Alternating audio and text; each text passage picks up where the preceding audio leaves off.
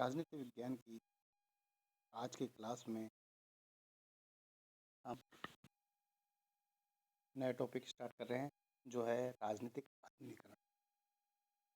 पूर्व की क्लास में हमने राजनीतिक विकास की अवधारणा का अध्ययन किया था।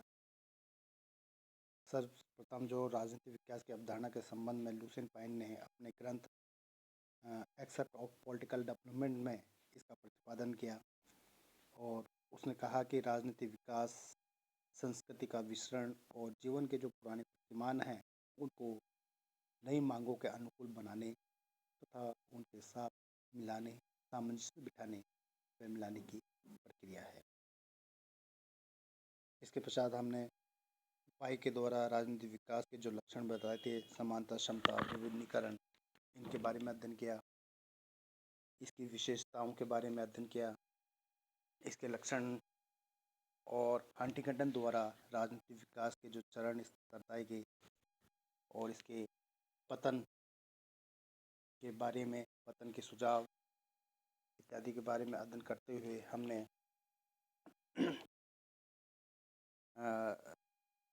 इसके बारे में अध्ययन किया। आर्गनसी के द्वारा राजनीतिक विकास के स्तर, विकास पंथ की अवधारणाएं, राजनीतिक विकास के संबंध में जो समस्याएं हैं और विकासशील देशों की जो समस्याएं हैं राजनीतिक विकास के संबंध में, उनके बारे में अध्ययन किया। और फिर अंत में हमने इसके राजनीतिक विकास की प्रकृति जो एक मार्गी और बहुमार्गी है उसके बारे में अध्ययन करते हुए हमने राजनीतिक विकास की अवधारणा को समझने का प्रयास किया था। आज हम राजनीतिक आधुनिकीकरण टॉपिक है उसके बारे में अध्ययन करने जा रहे हैं। राजनीतिक आधुनिकीकरण समाज के जो सामाजिक संचालन और आर्थिक विकास के परिणाम स्वरूप जो परिवर्तन हुए हैं उन राजनीतिक परिवर्तनों का ही नाम है। कोलमैन के अनुसार राजनीतिक आधुनिकीकरण से क्रांतिकालीन समाजों की राजनीतिक व्यवस्थाओं में होने वाले विवेक युक्त संरचनात्मक तथा सांस्कृतिक परिवर्तनों का समूह है। तो जो भी परिवर्तन हुए समाजों में वो किस प्रकार से हुआ है? विवेक युक्त संरचनात्मक तथा सांस्कृतिक परिवर्तन। इन परिवर्तनों का संबंध संस्थाओं, संरचनाओं, प्रक्रियाओं तथा व्यवहार प्रतिमानों से होता है जिसमें राजनीतिक व्यवस्था, समानता, क्षमता और विविधीकरण होते हैं। राजनीतिक आधुनिकीकरण के पहलुओं में शहरीकरण, औद्योगिकरण, लोकीकरण, धर्मनिरपेक्षता, शैक्षणिक संचार, राष्ट्रीय अभियान, प्रवेशन, एकीकरण इत्यादि आते हैं। इसकी लक्षण और विशेषताएं हैं जिनमें पहला आता है राज्य और केंद्र में शक्ति का अधिकाधिक केंद्रीकरण या हम कहें प्रवेशन। इसमें राजनीतिक शक्ति का महत्व बढ़ना राजनीतिक आधुनिकीकरण की निशानी मानी जाती है। राजनीतिक शक्ति का केंद्रीकरण राजनीतिक आधुनिकीकरण ही है। कारणों में तकनीकी प्रगति, अंतर्राष्ट्रीय मजबूरियाँ, प्रतिरक्षा की आवश्यकताएं, संप्रेषण के साधनों का विकास किया जाते हैं।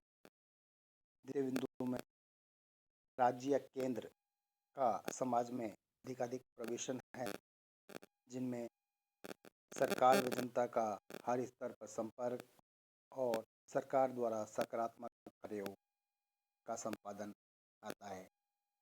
इस कारणों में पहला संचार तकनीकों का विकास और दूसरा प्रशासनिक कर्मियों या नौकरशाही की संख्या में वृद्धि होता है।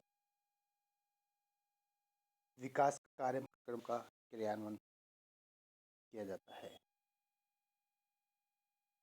तृतीय बिंदु में केंद्र और समाज की बढ़ी हुई अंतःक्रिया है। इस बढ़ी हुई अंतःक्रिया का सही अर्थ है कि राजनीतिक शक्ति के जो विभिन्न केंद्र होते हैं वो आपस में इतने अधिक अंतःक्रियाशील हो जाते हैं कि दोनों स्तर के केंद्र निरंतर संप्रेषण या संचार माध्यमों से जुड़े रहते हैं। संपर्क बढ़ाने के साधनों में राजनीतिक दल, हित समूह, दबाव समूह, नौकरशाही, निर्वाचन इत्यादि आते हैं। इसकी विशेषता लक्षणों में जो चौथा बिंदु आता है वो है सत्ता के परंपरागत स्रोतों का निर्बल होना।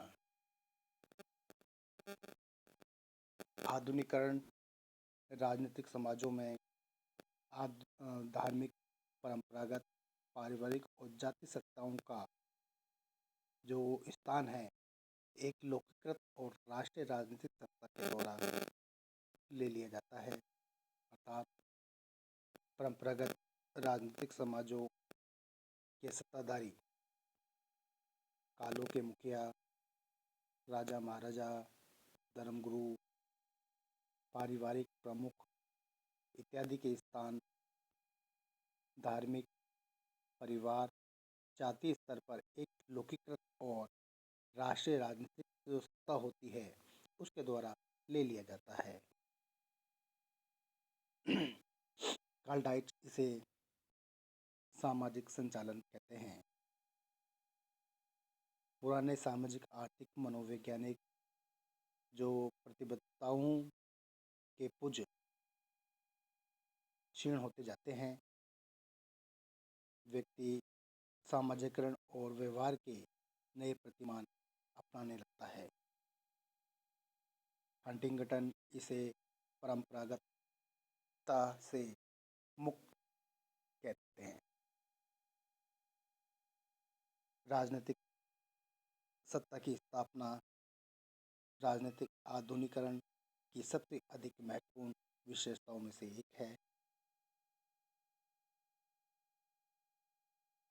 इसका जो पांचवा बिंदु आता है जिसमें राजनीतिक संस्थाओं का विकेंद्रीकरण या विशेषीकरण है, जिसमें आधुनिक राजनीतिक व्यवस्थाओं में राजनीतिक संस्थाओं का विकेंद्रीकरण होना अनिवार्य होता है या अनिवार्य है।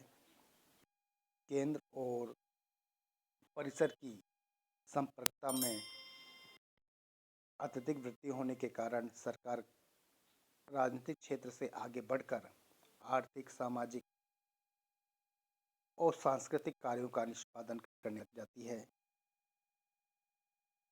सरकार के कार्यों में वृद्धि राजनीतिक व्यवस्थाओं में पेचीदापन, जटिलता, कार्य का क्षेत्र बेहतर, इसके लिए कार्य दक्षता विशेष ज्ञान के आधार पर संभव होता है, जिसे हम दो प्रकार से समझ सकते हैं, निम्न प्रकार से, जिसमें एक संस्थागत विभिन्नीकरण है, दूसरा कार्यात्मक विशेषीकरण।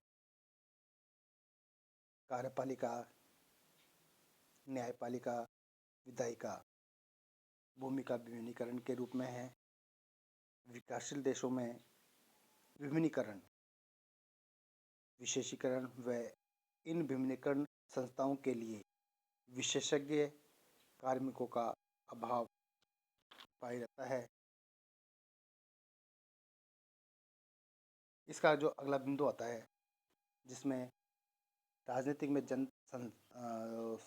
साधारण की बढ़ी हुई सहभागिता, जिसमें राजनीतिक आधुनिकीकरण के लिए संस्थागत और प्रक्रियात्मक परिवर्तन ही पर्याप्त नहीं है। संस्थाओं प्रक्रियाओं में जो जनता की सहभागिता है कितनी है उसका भी इसमें बहुत अधिक प्रभाव पड़ता है। यह भी राजनीतिक आधुनिकीकरण का एक मापदंड है। विकासशील देशों में उदासीन राजनीतिक सहभागिता पाई जाती है, जबकि सहभागिता के पर्याप्त अवसर व साधन हैं। सहभागिता वृद्धि हेतु जन परियोजनाएं या कहें कि विभिन्न प्रकार की जन परियोजनाएं आवश्यक हैं।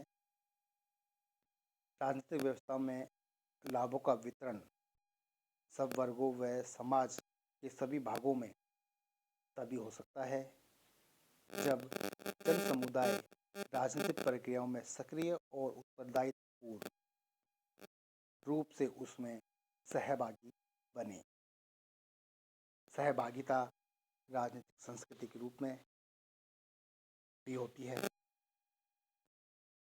अगर जन सहभागिता उत्तरदायित्वपूर्ण नहीं होगी तो व्यवस्था पर अनुचित तनाव व दबाव बढ़ने लग जाता है। इसके सातवें बिंदु में लोगों का राजनीतिक व्यवस्था में बढ़ता लगाव है। राजनीतिक आधुनिकीकरण वाली राजनीतिक व्यवस्थाओं में व्यक्तियों की अभिवृद्धियों में परिवर्तन आना अधिक महत्वपूर्ण या महत्व रखता है। व्यक्तियों की अभिवृद्धियों में परिवर्तन राष्ट्रीय अभिज्ञान, पहचान, क्षेत्रीय व शुद्ध दृष्टिकोणों का त्याग,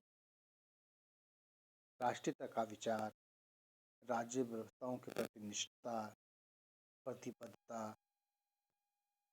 एकीकरण का सूत्र है। इसके अंतिम बिंदु जो व्यापक आधार वाली नौकरशाही है। व्यापक आधार का अर्थ है कि नौकरशाही के कर्मचारियों के सारे समाज में भर्ती होने की केवल प्रक्रिया और प्रक्रियात्मक व्यवस्था ही नहीं हो, अपितु प्रशासन वास्तव में समाज के सभी वर्गों से आ सके इसकी व्यवस्था की जाए। इस प्रकार आज हमने राजनीतिक आधुनिकीकरण